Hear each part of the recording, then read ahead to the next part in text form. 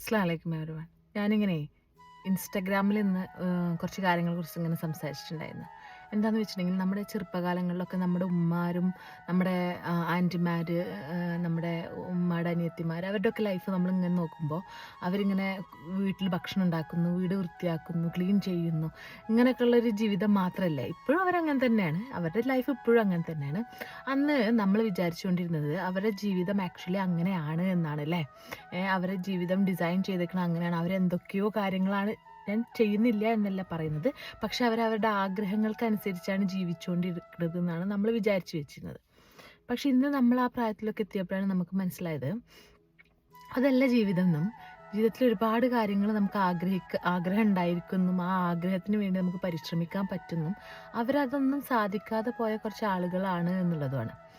എന്താണെന്ന് വെച്ചിട്ടുണ്ടെന്നുണ്ടെങ്കിൽ പണ്ട് കാലങ്ങളിൽ തന്നെ ഈ സാമൂഹികപരമായും മാനസികപരമായിട്ട് അല്ലെങ്കിൽ എന്താ പറയുക ആരോഗ്യപരമായിട്ടൊക്കെ വളർച്ച ഉള്ള ജോലി മേഖലകളിലൊക്കെ കൂടുതലായിട്ടും ഉള്ളത് പുരുഷന്മാർ മാത്രമായിരുന്നു. സ്ത്രീകൾക്ക് അവിടെ എത്തിപ്പെടാനുള്ള സാധ്യതകൾ നമ്മളെ ബ്ലോക്ക് ചെയ്തുകൊണ്ടേ ഇരിക്കുകയായിരുന്നു മറ്റുള്ളവർ. അത് നമ്മൾ ചെയ്യേണ്ട ആവശ്യമില്ല, അല്ലെങ്കിൽ നമുക്ക് അവിടെ എത്തേണ്ടതില്ല, നമ്മളങ്ങനെ ചിന്തിക്കേണ്ടതില്ല, നമ്മളങ്ങനെ വളരേണ്ടതില്ല എന്ന് പറഞ്ഞ് നമ്മളെ പഠിപ്പിച്ചുകൊണ്ട് നമുക്ക് ചെയ്യാൻ പറ്റാത്തൊരവസ്ഥയിലേക്ക് നമ്മളെ ഒരു സൊസൈറ്റി ബിൽഡ് ചെയ്തുകൊണ്ട് ഇരിക്കുകയായിരുന്നു.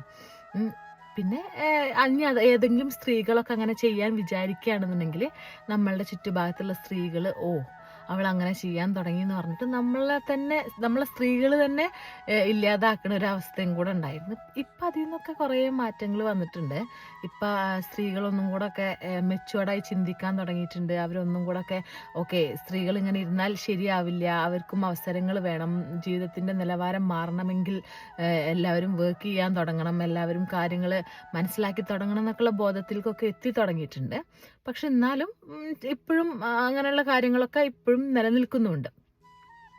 ഇനി എന്താ സംഭവിക്കുക എന്ന് വെച്ചിട്ടുണ്ടെങ്കിൽ ഒരു 20 years ആഫ്റ്റർ എന്ത് സംഭവിക്കുന്നു വെച്ചിട്ടുണ്ടെങ്കിൽ സ്ത്രീകൾ നമ്മളിപ്പോൾ കാണുന്നതിനെക്കാട്ടിലും പുരോഗതിയിലോട്ട് എത്തിയിട്ടുണ്ടായിരിക്കും. അവരെല്ലാ മേഖലകളും പിടിച്ചടക്കിയിട്ടുണ്ടായിരിക്കും. ഓൾറെഡി പുറം രാജ്യങ്ങളിലൊക്കെ സ്ത്രീകൾ എല്ലാ മേഖലകളിലും എത്തിക്കഴിഞ്ഞിട്ടുണ്ട്. നമ്മളെ നാടുകളിലൊക്കെ ഒന്നും കൂടെ ഇവിടെ സ്ത്രീ പുരുഷൻ അങ്ങനെ ഒരു ജോലി വ്യത്യാസം പോലും ഇല്ല പുറം രാജ്യങ്ങളിലൊന്നും. പക്ഷെ നാട്ടിലിപ്പോഴും ട്രക്ക് ഓടിക്കുന്നതും ലോറി ഓടിക്കുന്നതൊന്നും സ്ത്രീകളല്ല ഇപ്പോഴും. അതൊക്കെ അതിലോട്ടൊക്കെ സ്ത്രീകൾ ഇപ്പം എത്തി തുടങ്ങുന്നുണ്ട്. ഇവിടെ അത് വളരെ കോമൺ ആയിട്ടുണ്ട്. അതുപോലെ നാട്ടിലും ആയി തുടങ്ങും. എല്ലാ കാര്യങ്ങളും സ്ത്രീകൾ ഏറ്റു തുടങ്ങും. നമ്മളൊരു കാര്യം മനസ്സിലാക്കേണ്ടത് എന്താണെന്ന് വെച്ചിട്ടുണ്ടെന്നുണ്ടെങ്കിൽ പുരുഷന് ചെയ്യാൻ കഴിയുന്ന എല്ലാ ജോലികളും പുരുഷന്റെ ജോലികൾ തന്നെയാണ്. ഓക്കെ, അതുപോലെ സ്ത്രീകൾക്ക് ചെയ്യാൻ കഴിയാവുന്ന എല്ലാ ജോലികളും സ്ത്രീകളുടേതുമാണ്. അതിങ്ങനെ ഡിവൈഡ് ചെയ്യൊന്നും വേണ്ട, ഈ ജോലി നിങ്ങൾക്ക്, ആ ജോലി നമുക്ക്, പാത്രം കഴുകൽ നിങ്ങൾ എടുത്തോളൂ, പുറത്തു പോകൽ അവിടെ നിന്നുള്ള ജോലികൾ ഞാൻ എടുത്തോളാം എന്നൊക്കെ പറഞ്ഞിട്ട് ഇങ്ങനെ ഡിവൈഡ് ചെയ്യുമ്പോൾ സ്ത്രീകൾക്ക് സ്വാഭാവികമായിട്ടും കിട്ടിക്കൊണ്ടിരുന്നത് ആർക്കും വേണ്ടാത്ത ജോലികളൊക്കെയാണ്. വീട്ടിൽ തന്നെ ഇരുന്ന് നമുക്കൊന്നും ചെയ്യാൻ പറ്റാത്ത, മാനസികപരമായി സന്തോഷം എടുക്കാൻ പറ്റാത്ത ജോലികളൊക്കെയാണ്. പക്ഷെ ഇപ്പം സ്ത്രീകൾ അതിന് നിൽക്കുന്നില്ല എന്നുള്ളതാണ്.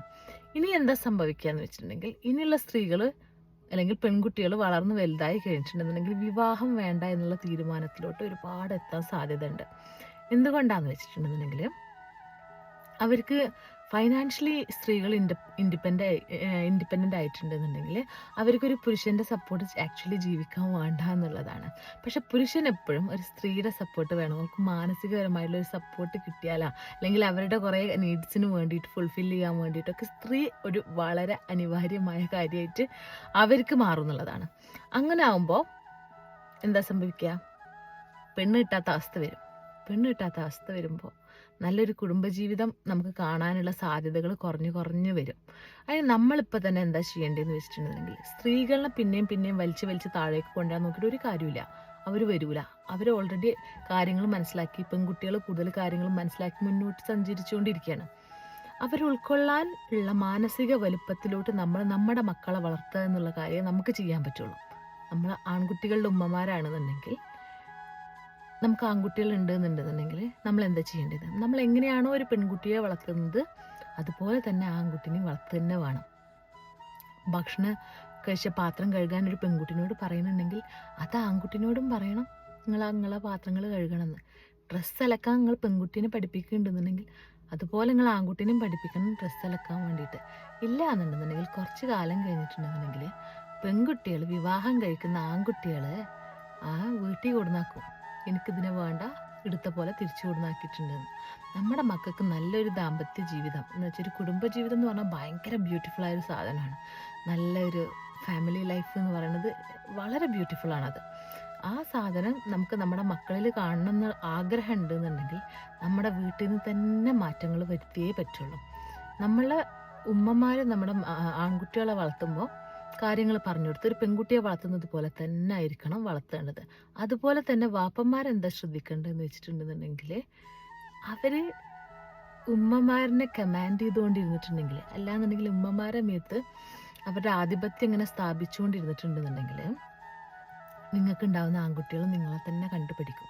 നമ്മുടെ റിഫ്ലക്ഷനാണ് നമ്മുടെ മക്കൾ എന്ന് പറഞ്ഞിട്ടുണ്ടെന്നുണ്ടെങ്കിൽ അവർ നിങ്ങളെപ്പോലെ വലുതായിട്ടുണ്ടെന്നുണ്ടെങ്കിൽ ചെയ്യാൻ ശ്രമിച്ചുകൊണ്ടേയിരിക്കും. ശ്രമിച്ചില്ലെങ്കിലും അവരുടെ ഉള്ളിൽ എങ്ങനെയൊക്കെയോ അങ്ങനെ ഒരു സാധനം കയറിക്കൂടി കെടുപ്പുണ്ടായിരിക്കും. കുറേയൊക്കെ അവർക്ക് ബോധം ഉണ്ടായിരിക്കും, സൊസൈറ്റി മാറിയിട്ടുണ്ട്, ഞാൻ അങ്ങനെ ആയാൽ പറ്റില്ല എന്നൊക്കെ. പക്ഷെ ചില സമയങ്ങളിൽ അവരുടെ ഉള്ളിലുള്ള ആ തെകിട്ടൽ പുറത്ത് വന്നുകൊണ്ടേയിരിക്കും. കാരണം അവർ കണ്ട് ശീലിച്ച സാധനം അത് ആയതുകൊണ്ട് അവരുടെ ഉള്ളിൽ അത് കെടുക്കും. അവരവരെ പാർട്ട്ണറിൻ്റെ അടുത്ത് അത് തീർക്കാനും ശ്രമിക്കും. അങ്ങനെ ഉണ്ടെന്നുണ്ടെന്നുണ്ടെങ്കിൽ അവരൊന്നും തന്നെ ഒരു കുടുംബജീവിതം നല്ലപോലെ കൊണ്ടുനടക്കാൻ പറ്റില്ല. കാരണം എന്താ വെച്ചാൽ ഒരു വിമൺ എപ്പോഴും നോക്കുന്നത് ഒരു പാർട്ട്ണറിനെയാണ്, ഒരു കമാൻഡറിനല്ല. അപ്പം നമ്മളെന്താ ചെയ്യേണ്ടത്? നമ്മുടെ മക്കളെ പറഞ്ഞ് മനസ്സിലാക്കി വളർത്തുക. അങ്ങനെയാണെന്നുണ്ടെങ്കിൽ ഇൻഷാ അള്ളാ ഒരു 10-20 വർഷം കഴിഞ്ഞാലൊക്കെ നമുക്ക് നമ്മുടെ മക്കൾ നല്ലപോലെ ജീവിക്കുന്നത് കാണാൻ പറ്റും. ഇല്ലയെന്നുണ്ടെങ്കിൽ നമ്മൾ സങ്കടപ്പെട്ടിരിക്കേണ്ടി വരും. ഓ അള്ളാ, എൻ്റെ കുട്ടിക്ക് ഒരു നല്ല ജീവിതം പോലും എനിക്ക് കാണാൻ പറ്റുന്നില്ലല്ലോ എന്ന്. പെൺകുട്ടികൾക്ക് അവർ അതില്ലാതെ വളരെ ഹാപ്പിയായി ജീവിക്കും. ആൺകുട്ടികൾ ചിലപ്പോൾ ഹാപ്പി ആവണമെന്നില്ല. അതുകൊണ്ട് ആൺകുട്ടികളെ നമ്മൾ വളർത്തുമ്പോൾ വളരെ ശ്രദ്ധിച്ച്, പെൺകുട്ടികളും വളരെ ശ്രദ്ധിച്ച് തന്നെ വേണം. പക്ഷെ പെൺകുട്ടികളെ പഠിപ്പിക്കുന്ന ജോലിയൊക്കെ സ്വയം പ്രാപ്തരാക്കി തന്നെ ആൺകുട്ടികളെയും വളർത്തണം. പെൺകുട്ടികളെ ഇന്നിപ്പോൾ അങ്ങനെ പറഞ്ഞിരുന്നത് പെൺകുട്ടികളെ സ്വയം പ്രാപ്തരാക്കുന്നത് രണ്ടും സ്വയം പ്രാപ്തിയിലുള്ള കാര്യങ്ങൾ തന്നെയാണ്. അവനവൻ്റെ വസ്ത്രം അലക്കുക, അവനവൻ്റെ ഭക്ഷണം കഴിച്ച പാത്രം കഴുകുക, അല്ലെങ്കിൽ അവനവൻക്ക് കുക്ക് ചെയ്ത് അവനവൻക്ക് വേണ്ടത് കഴിക്കാൻ പഠിക്കുക, ഇങ്ങനെയുള്ള കാര്യങ്ങളൊക്കെ ആണിൻ്റെയും കൂടെ ആവശ്യമാണ്. അവൻക്കും കൂടെ ജീവിക്കണമെങ്കിൽ ഇതൊക്കെ വേണം. അപ്പോൾ അവനും കൂടെ ഇതൊക്കെ നമ്മൾ പഠിപ്പിച്ച് കൊടുത്തേ പറ്റുള്ളൂ. അപ്പോൾ ഇൻഷാ അള്ളാ നമ്മൾ യങ് ആയിട്ടുള്ള പാരൻസ് ഇങ്ങനെയുള്ള കാര്യങ്ങൾ ഡിസിഷൻ എടുക്കുകയാണ്. അതുപോലെ അനുസരിച്ച് നമ്മുടെ മക്കൾ ട്രെയിൻ ചെയ്യുകയാണെങ്കിൽ ഒരു 20-25 ഇയേഴ്സൊക്കെ കഴിഞ്ഞാലും ഈ ഫാമിലി എന്നുള്ള കോൺസെപ്റ്റ് നിലനിൽക്കാനുള്ള സാധ്യത വളരെ കൂടുതലാണ്. ഇല്ല എന്നുണ്ടെന്നുണ്ടെങ്കിൽ അവരെ പട്ടി നോക്കി പോവും. നമുക്ക് അങ്ങനെ ഒരു സാധനം കാണാൻ പോലും പറ്റാതെ നമ്മൾ സങ്കടപ്പെടും. അപ്പം ഇൻഷാ അള്ളാ എല്ലാവരും അങ്ങനെ വളർത്താൻ നോക്കിക്കോളൂ.